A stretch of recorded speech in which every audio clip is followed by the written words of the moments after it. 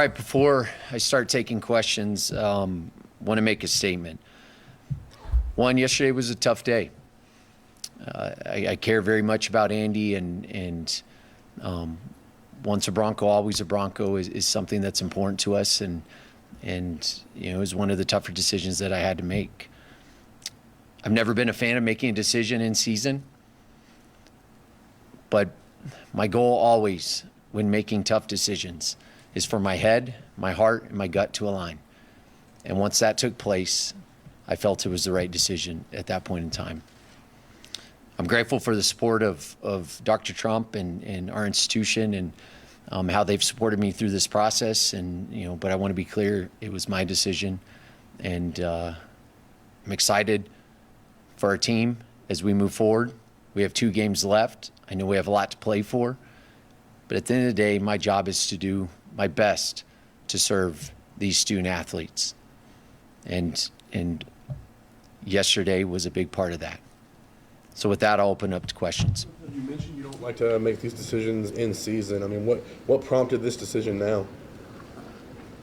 As I said, head, heart, and gut. It's not easy. And as I'm looking at the landscape of college athletics and college football specifically, we had 2 games left. And once the decision was made in my mind, I felt it was in my best interest to move forward.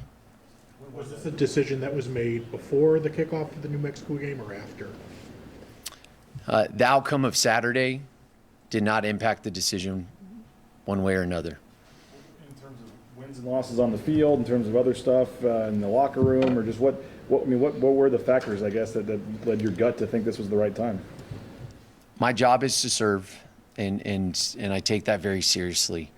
And that's something that, and I think you guys know me well enough.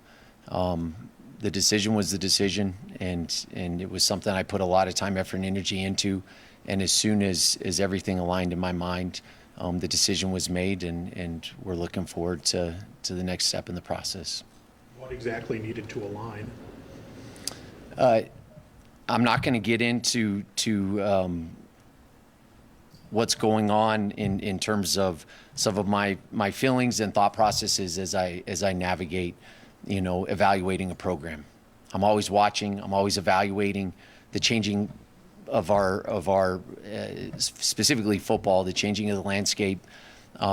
Looking at CFP expanding next year, it was the right time for me to make this decision, and we're moving forward. When looking at the program, and you had to make that decision yesterday, is it more of what you're seeing on the football field or more of what was going on behind the scenes? You know, it's not easy, guys, when you're leading a department, and specifically football, and the number of student athletes and staff members and the expectations. I understand what the expectations are. My job is to do my personal serviceable best for these kids and for this department and for Bronco Nation overall. And at the end of the day, I felt like this was the right decision, and there was a lot of thought that went into that. And I'm not going to get into my personal feelings. I don't do that, but this is what I felt was best. What about player reaction? What can you share with us from the locker room? I'm going to keep that between the coaches and our student athletes. You know, that's something that's personal to them. You know, I obviously I love them to death, and I want what's best for them, and they know they have 100% of my support through this. How much of what was going on, you know, we all heard things, whether it's true or not, I have no idea, and I'm not even asking about that, but in terms of the noise coming out of the locker room, how much did that play a role into your decision on Sunday? Yeah, look, I don't pay attention to rumors and whatever else is out there. I haven't been on social as much. I care about our guys, and I'm always connected, and my eyes and ears always open, and at the end of the day, this is what I felt was best. How much did you weigh kind of having the dismissal be immediate versus letting him finish the season? Yeah, that was hard. You know, as I said before, I don't like mid-season changes, you know, but once my head, heart, and gut aligned, and that's really important to me. There's not a decision I make that those 3 things aren't aligned. Understanding a lot of people are going to question and you know, and maybe not support a direction, but it was important to me for that to happen, and as soon as it did, I felt like the time was right. I know you're not wanting to get specific and stuff, but obviously there's a lot of questions. I mean, just Yeah. seems like something had to have happened, and I know there's, some stuff out there, but I mean, just what, I don't know if you're getting feedback from talking to players or other coaches or what, I guess, your homework that you did, I guess, before you reached this decision. Yeah, I mean, I would not have made the decision if I didn't feel comfortable doing it in season and moving forward. And I'm not going to get into, the inner workings of our department. At this point in time, this was my decision, and I'm ready to move forward with it. That's between Andy and I. I'm grateful for Andy. I'm grateful for his time as a Bronco, and my heart goes out to him. These positions are difficult, and we know in this industry that at some point it may be, a conversation you have to have, and that's challenging. And I wish him well in this next chapter of life for him. In terms of the CFP, how does bringing in a new staff kind of position this program to take advantage of that sixth spot? How does it put you guys in a better position? Yeah, I understand what our expectations are here, and that's part of the reason why I'm here, and that's something that we embrace. And I want to make sure we're putting our best foot forward, and my job is to do that and control everything I possibly can in that process. And I'm really excited for what 24 will bring. You mentioned it being a difficult decision. Was the fact that he was your first hire when you came on here, did that kind of make it even more difficult? Yeah, whether it was my hire, which it was, or any other coach that I'm fortunate to lead. Anytime you're having these very human conversations, I realize the decision I made just didn't impact one person. It impacts everyone, impacted my family, and that's something that is heavy on me, but that is also the price of leadership. And my job is to do my personal and serviceable best for Bronco Nation and this institution, and I made the decision, and that was it. Was Andy in the office yesterday? Was your conversation with him face to face? And I know BJ just asked that, but what was the vibe of that conversation? Yeah, I mean, at the end of the day, I'm not going to run from my responsibility, and we definitely met and face to face, and that's something that's important to me, and everything that was said, that's between me and him. How would you evaluate the performance on the field the last 3 seasons? That's difficult, right? We've gone to 2 bowl games, and I know, and we have an opportunity for a third. And I'm not an athletic director that gets into the weeds on X's and O's. I hire someone to lead the program, and my job is to support in every possible space that I can. And and I feel like our administration has been doing that. And it takes a team. You hear me say that quite a bit. But, I'm grateful for our student athletes and our staff. They've been grinding and they've been working hard, and that's something that I believe has been consistent. But, at the end of the day, it was my decision, and it was time to move a different direction. As you begin this search for a new coach, what do you need to see in that coach that maybe you didn't see over the last couple of years? Right now, I'm going through our process and what that's going to look like for as we move forward, and obviously want to find someone that aligns with who I am and who our department is, and understands the value of football here and the expectations. But there are a lot of moving pieces of that, and and those answers will come. Traditionally, the Short football. list right now? Absolutely.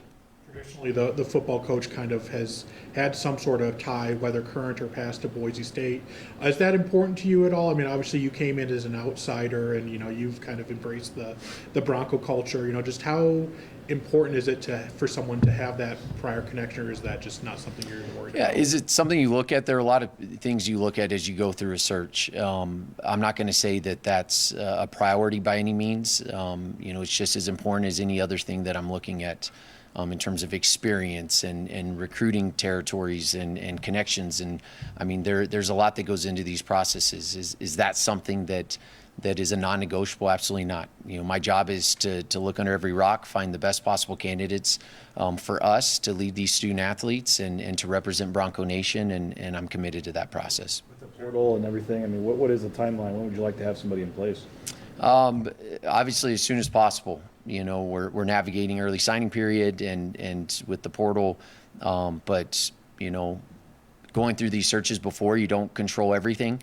I know others are going through a similar process and probably meet with media today as well. And, I'm going to control what I can. My goal is as soon as possible. And I will try to be as transparent as I possibly can through that process, but confidentiality is important. And so as much that I talk to you all and talk to Bronco Nation, it's going to be a lot more quiet for me, over the next couple weeks. What will the process look like? Are you going to hire a search committee? Are you going to do it yourself? Will you hire an internal? Will you put together an internal committee? A combination of both. We will hire a search firm.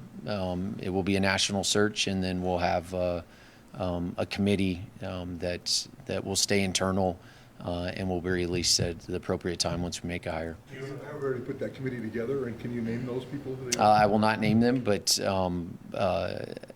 we're finalizing our process with the search firm, and we'll be determining that internally. Do you have a timeline? Is it, with early signing day about a month away, is that kind of a priority to get done before then? Absolutely. I mean, I have preferences, but, there's only so much I can control in this process. Obviously with the decision being made in season, it's difficult to get in front of everyone in the appropriate amount of time that you have because they're preparing for games. We have championship weekend that is always right there in my mind of would love to have someone, hired by then.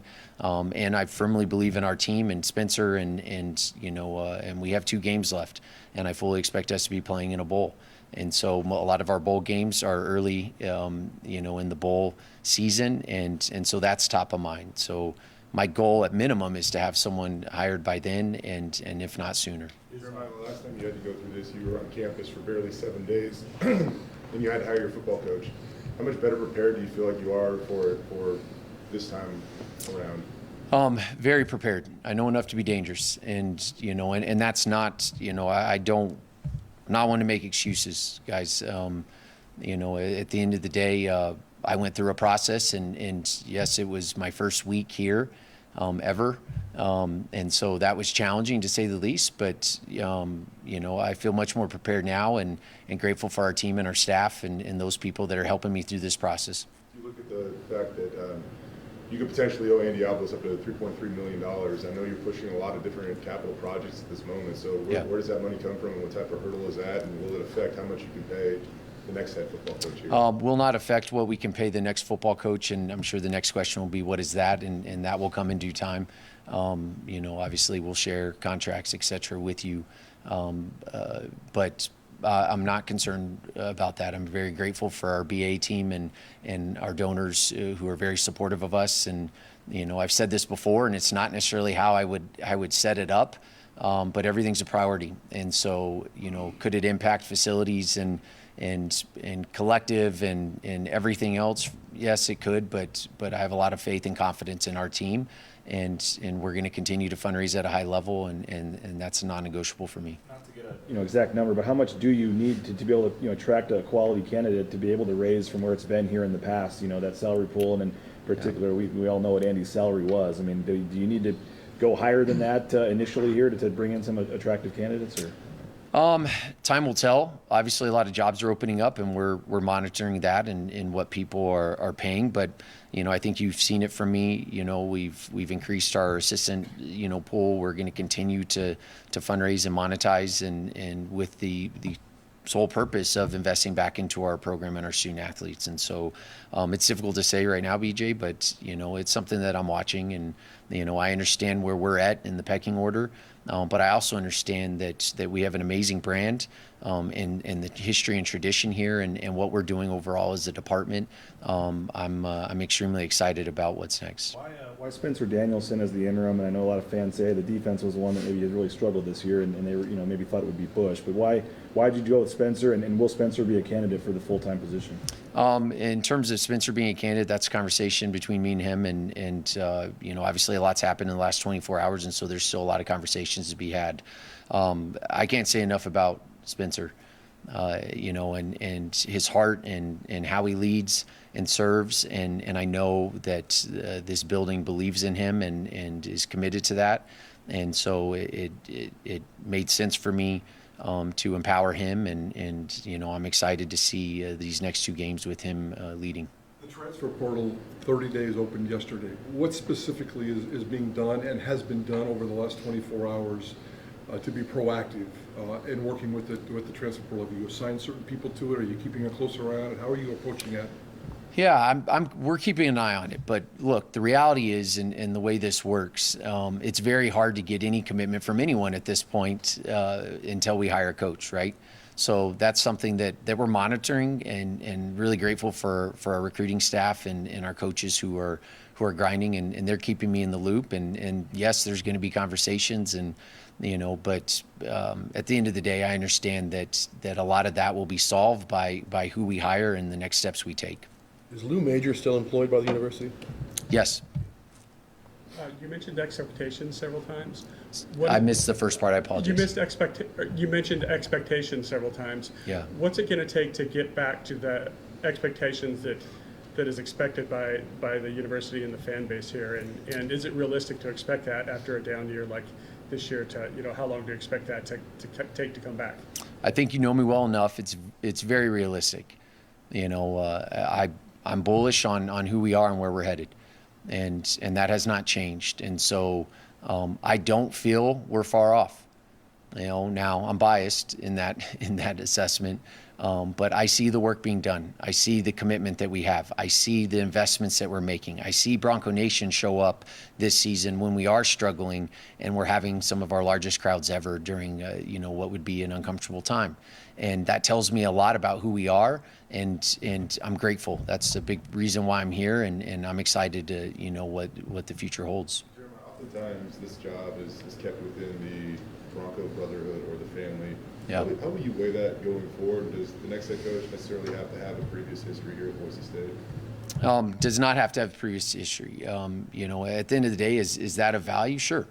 But my job is to look under every rock and find the best possible person for this job. And whether they're connected to this, this building or to our institution, it's something you consider, but it's not a non-negotiable. You said you have a short list, and I'm sure that will grow and change and evolve sure. as you go through this process. But what's the common theme? What's the common denominator of the men on your short list now, and what you're looking for? Yeah, I'm not going to get in, obviously, to the short list, and some of those, qualities, it's similar. I'm pretty consistent, and this is for all positions how I went through the process with Andy. People are our greatest asset, and how we serve and lead, and our integrity, and things that I feel all of our coaches uphold, and maybe that sounds general, but there's a lot that goes into this, and we're going to have candidates that have head coaching experience. Is that important? Yes, that's important. But we're also going to have some assistant coaches and rising stars in the industry that we're going to vet. And my job, whether they're a sitting head coach, whether they're an offense or defense coordinator, my job is to find the best person for this job. Since it was brought up, I'll just ask, what happened with Lou Major? Lou is employed here, and I don't get into whatever's being said publicly and rumors, and I know there's been a lot out there, but I'm grateful for Lou, and I'm glad he's a part of this team, and we're treating all of our coaches and support staff consistently, as we finish out this season, and there's still a lot to be determined when you look at our staff, and you asked me earlier, how hard this was, and it's hard because you're impacting not just the head coach but others, and I want to be, I have an open heart to them, and this is hard on families, and I want to keep everything consistent for all involved, and it's all hands on deck right now as our number one priority is our student athletes and as we pour into them. Was player feedback a part of this decision at all as you kind of weighed out everything that went into this decision ultimately? When you're going through a season, and I'm around quite a bit, and I'm not in meetings, and I don't get into the X's and O's, but you're always watching, you're always evaluating, you're always gauging the temperature, and it's not easy, guys. Hindsight is everything. At this point in time, once those things aligned for me, and I felt the time was right, it did not make sense for me to wait, and I am always cognizant of the impact of the decisions that I make, and however difficult or easy that may be, and it seems, as an athletic director, most decisions are difficult. And that's something that I take to heart. Yesterday was a heavy day for me, but it wasn't about me. It was about Andy, and I'm grateful for him, and it's about our student athletes. And, I just want to do my best to bring them someone that can lead them into the future. I know you've asked you about the transfer portal, but maybe just a different way to look at it.